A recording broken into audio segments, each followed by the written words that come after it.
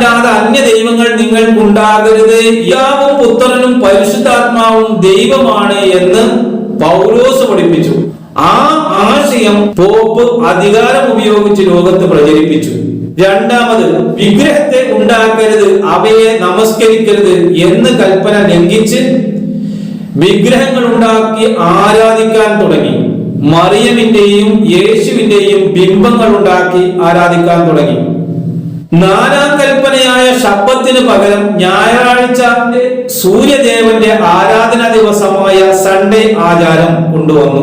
ശബ്ബത്ത് ആഴ്ചവട്ടത്തിന്റെ 7-ാം ദിവസമാണ് എന്ന് വളരെ വ്യക്തമായി നാലാം കൽപ്പനയിൽ പുറപ്പാടിന്റെ 20-8 മുതൽ 11 വരെ വാക്യങ്ങൾ പറയുന്നു. കൽപ്പനയെ നീക്കം ചെയ്തുകൊണ്ട് 10ാമത്തെ കൽപ്പന ഉണ്ടാക്കി പിളർത്തി.